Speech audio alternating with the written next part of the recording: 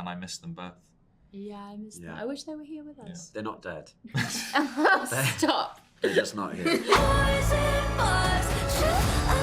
I would like to know, besides your characters' storylines, which other one do you think was really interesting to watch during the season? I love that's this question good, because yeah. I already have my answer. Go, shoot. go, take the floor. Jenny's storyline with the baby and the Seedon and the, everything that she goes through with that was so, I was on the edge of my chair watching all of that. So yeah, I think it adds something. I think it adds a new sort of beat change into our show. Well, it sort of turns into a thriller. It turns into like a thriller, and a it nice like tone change. I really, really, really, really found it very like juicy and yeah. I found it hard to watch, not because necessarily the baby kidnapping, but just the fact that they all got to go to Croatia. That bit was easy. That bit was fine. It was the fact that they all got to go to Croatia. Yeah. And this is no shade on Scotland. Summer in Glasgow, great. But there was But a time. you didn't get to go. But there was a time where they were out in Croatia for a few weeks. So I was going to say the same thing because that storyline is really interesting and quite separate to our storyline. Yeah, I just feel like it's we so were very different. aware of what our scenes were looking like, or you had an idea, and it's always slightly different on camera. But with them, it was this totally different part of filming. So it was like watching a new show. Yeah. It's great. Can I go next? It's Nah. I really like my mum and your dad. Yes. I love that. Oh my Yes. goodness! I love Wait, that no, I storyline. changed my. No, actually, you know what? Never mind. Sorry, Amy. Actually, I love Imi. I love Jenny, but that storyline is beautiful. so It's beautiful. Yeah. It's gorgeous. I had one scene where I was doing with them, and I'm with them at the start scene, and then I leave, and they have this kind of romantic moment, and I literally was just like peeking through the door. Yeah. Because there's such brilliant actors, Mommy and What were you Daddy. gonna say? Yeah, no, just that I think in our show, up until that point, all of the love, passionate scenes are, people in their, Yeah, like early 20s. So it's really nice to see, Yes. a different Yeah, side of absolutely. love, a different side of that. I think it was, and just Yeah. like you said, so beautifully performed. And I miss them both. Yeah, I miss them. Yeah. I wish they were here with us. They're not dead. Stop. They're just not here. Good question. I like watching Lizzy's storyline develop because I feel like, she had a hard time season 1 and we see her like in a new kind of era of having a bit more control over her choices and having a bit more fun. I'd agree. I like seeing Lizzy and Guy's relationship develop because we didn't get to see them at all in season 1. So it was a nice surprise, and you get to, I don't know, see how it plays out for two characters I never thought were going to be together. But surprise, surprise. I liked Ours. I liked yours. Yeah, no, I like yours. No, I liked Lord Brittlesey's character development. Oh, I loved the Dowager, and That's good. yeah. that's a good fun. beautiful storyline. Seeing some more of the Dowager's like personal, Yeah. more intimate side, isn't it? Yeah. I love that. Yeah. I mean, I would say you guys- I do love ours because And- we were left with so many questions at the end of season 1. So Yes. it's exciting to get Yes. I And love Jenny. Sorry. I was gonna say Ginny. Jenny. We were gonna say it at the same time. Ginny. Yeah, that's quite a tragic. And Yeah, Theo goes a story. little crazy. That's fascinating. Barney's character, Seedon, goes even crazier. I thought Conchita had some extraordinary writing this year. I thought she had some really interesting scenes and some really heartfelt speeches and stuff that were really great as well. Yeah, she's so good. Nan and Guy, now they have new challenges, but they still have their love story very much defined. Yeah. So Matthew, when you look at it, what was your favorite part about their relationship? I suppose the unknown sort of, me playing Guy, I had absolutely no idea whether they would end up together and whether they even should be together. And I think that's quite nice to play.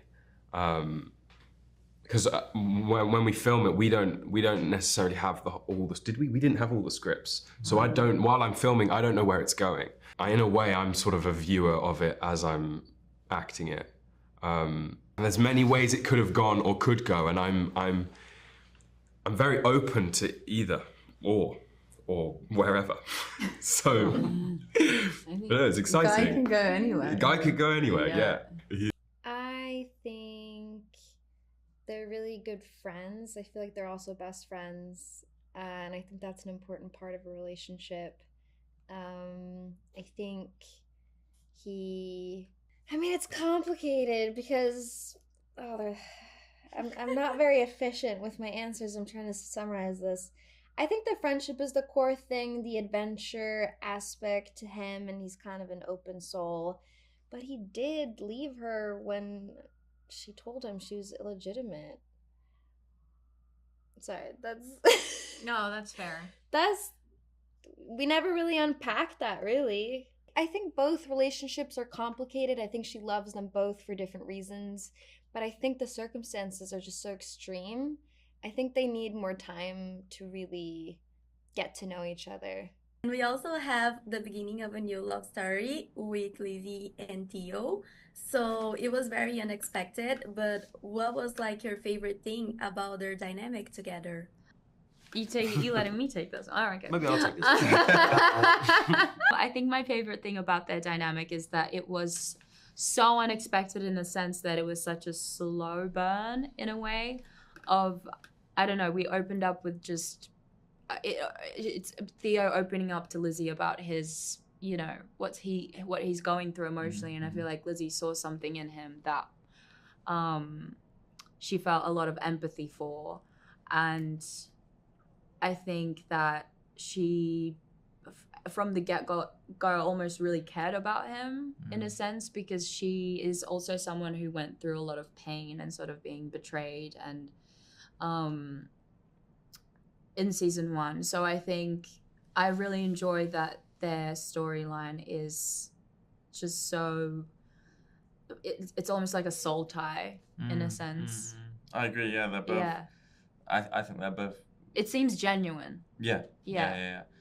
Going off on that, I would say I just love how much they get on, and they Yeah. just enjoy being in each other's company, and that's what it's all about. And we could talk about they're both wounded and they're both been, you know, kind of stung, and I think they're both have pure hearts, but But beyond that, like when they're in each other's company, they have so much fun together, and that's almost like an escapism from everything else that's happening in their life. Yeah. So yeah, I think that's my favorite part about their storyline. Yeah, and meanwhile, Jeannie and James, they have a very different dynamic, especially in the society. So analyzing the development of your characters on this season, what do you think was the impact of the events that this season had on them, including the shocking death of Dick? I mean, that broke my heart. I was like, I know. my heart was broken so many times, like for Jeannie and then for Dick and for Conchita. So how was to see the impact that all of these events had on your characters' development?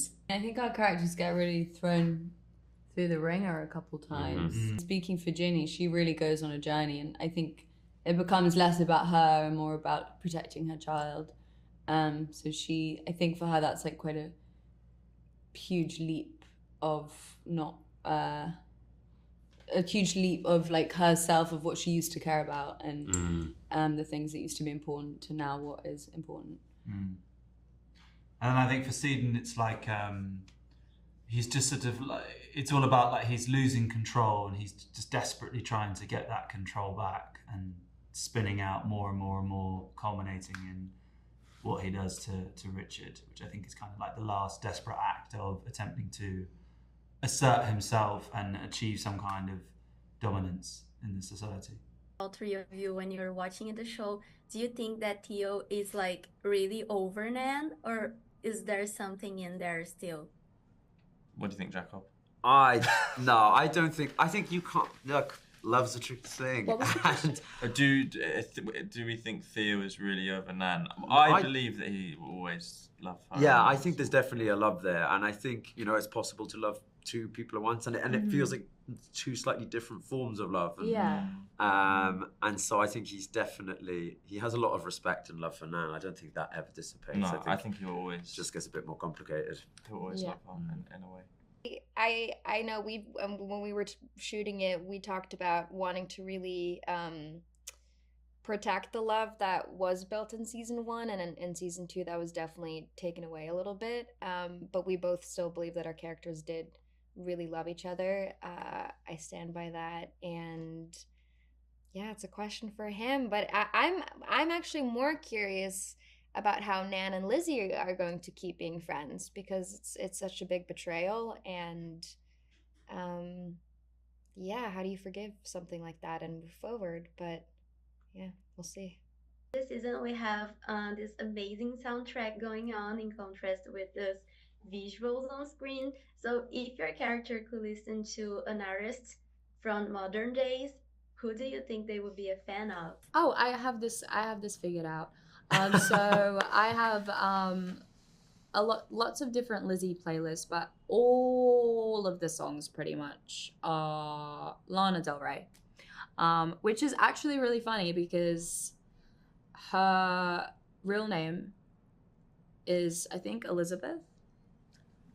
Yeah, sure. It is. Yeah. It's Lizzy. Like because I'm personally also a really big fan of her. But the one song that I would always listen to on set was called Thunder by Lana Del Rey, and that would always be the one that sort of like would put me in my Lizzy mood, if that makes sense. She's a Lana girl. Yeah. I think the something about Hector is like, I think he'd be like a dad rock kind of guy. Do you know what I mean? Mm-hmm. And he still thinks it's really cool, and he's not quite maybe like tuned into maybe current music. Like he's still listening to like AC/DC and Thin Lizzy and all that kind of stuff. Like he'd have like a compilation album. Yeah. So yeah, I think that's his vibe. Unfortunately, not the coolest, but yeah. I'm gonna say, just off pure vibes, I think Lil would Yachty. like some Lil Yachty, Lil Xan. Okay. No. I think I'm gonna say Miles Davis. Okay. Some like. Give us an example. You're sing it through interpretive dance. Yeah. Some jazz. You're good at that. Well, I just think that Miles Davis is like so. I think Theo would love jazz, but I think Miles Davis has so much. There's so much meat on the bone with Miles Davis. It's so expressionistic. It's so. I think in episode 5 when Theo lets loose, I tried to do that dance. Like there was no dance style. It was just pure feeling and emotion, and the body was moving how the heart was feeling. And I think that's how Miles Davis played. And the music was played jazz. Feeling through your body. Exactly. Yeah. So I'll say Miles Davis, the legend. Like Patty might enjoy some Joni Mitchell. Oh, Joni! Joni! She might enjoy. I'm gonna jump on that train.